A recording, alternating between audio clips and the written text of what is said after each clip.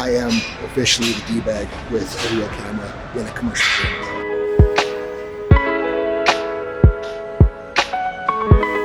Halloween training today, and what is more spooky than a powerlifter trying to lift at a Good Life?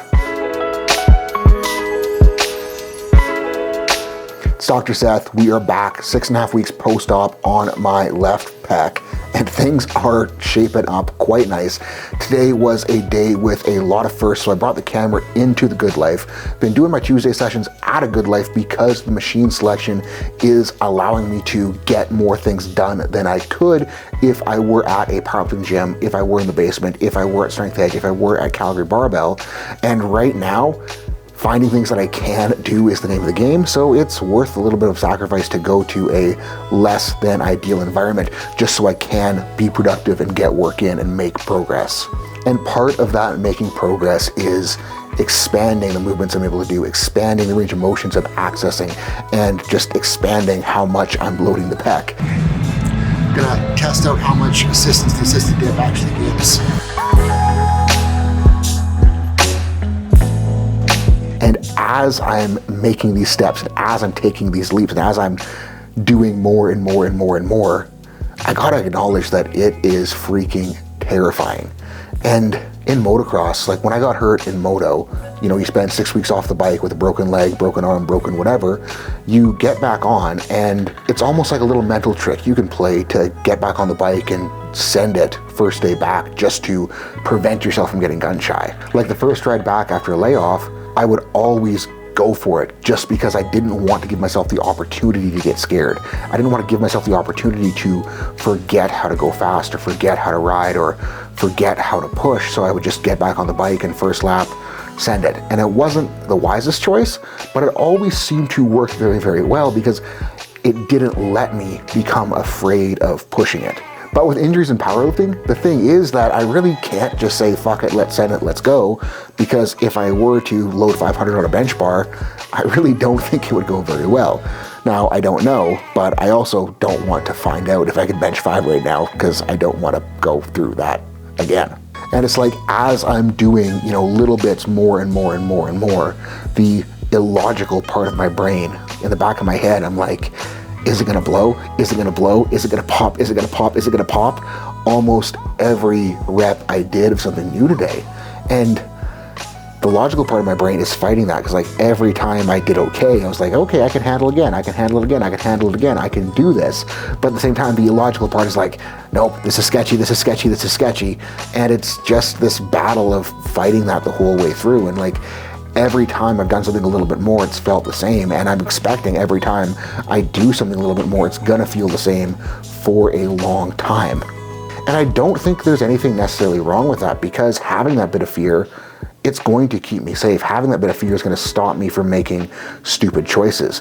And the hard part is gonna be navigating that fear to make sure that it isn't holding me back, but also still acknowledging that it's there because I don't want to blow that pec off again and I want to make sure I'm healing well.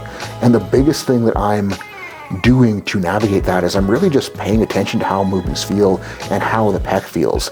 Because even if I'm afraid using it, if it still feels good and it feels good after the set, I know that I'm good for what I did and potentially a little bit more.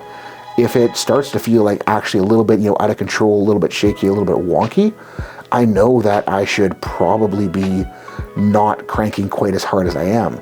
And this whole process, I haven't gotten to any point where I was afraid on any upper body work. Like it's all felt super good. It's felt super smooth. Well, maybe not smooth because the overhead press today, I should have mic'd up the shoulder because holy shit, that thing was sounding like some Rice Krispies. Snap, crackling, and popping everywhere in that capsule just because it isn't used to those ranges yet. But by the end of the shoulder press work, like it started to feel pretty decent.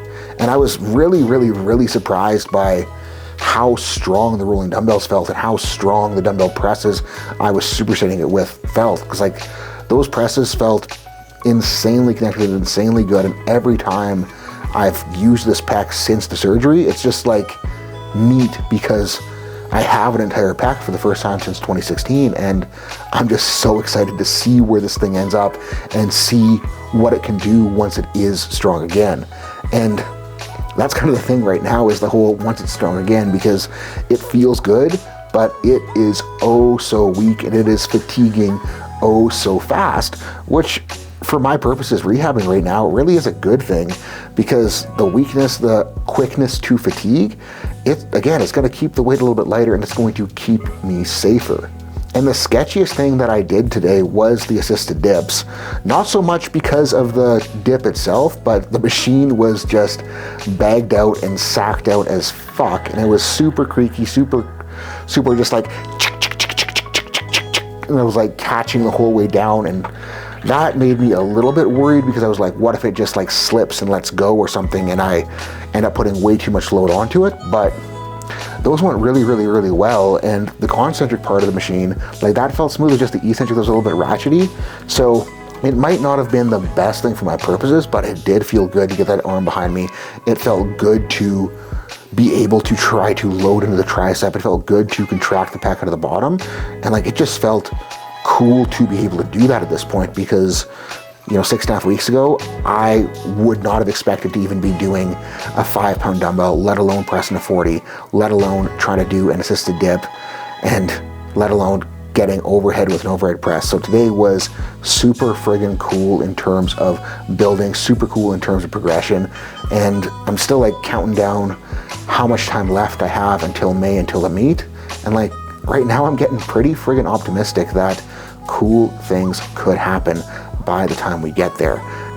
And the thing that I'm really trying to remember, and the thing that I'm really trying to take away from this, is that this meet, it doesn't have to be the big one. The next meet doesn't have to be the big one. The next meet after that doesn't have to be the big one.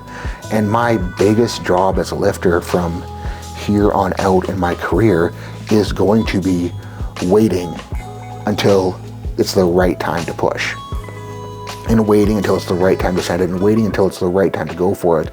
Because the real mistake that I made with this last meet prep is that by thinking I had an outside shot at the Canadian total record, I took risks that I shouldn't have taken. I pushed harder than I should have pushed, and it ended up setting me back. And that's not the first time that I've made that mistake in my powerlifting career, but I really do want it to be my last. I'm going to work to make sure it is the last time that I make the mistake of cranking harder than I should be. And I don't want to set the expectation that I'll never get hurt again, because that is straight up unrealistic. But I don't want to have another injury where it's so easy to look back and think, I should have just been a little calmer through this prep. I shouldn't have pushed my body weight so hard. I shouldn't have pushed the pharmaceuticals so hard. I should have just taken a total PR and been happy with it. Because it really just was like the greediness and the cockiness that put me here. And of course, to be a good powerlifter, you need some degree of ego. You need some degree of, I think I can do this. But when we let that get too out of hand, that's when we do end up making mistakes with training. So guys, stoked with the progress. Thank you so much for watching.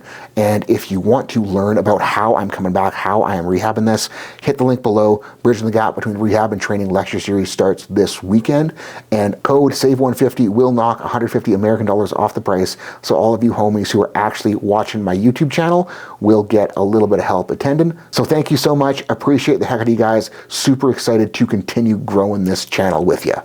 Peace out.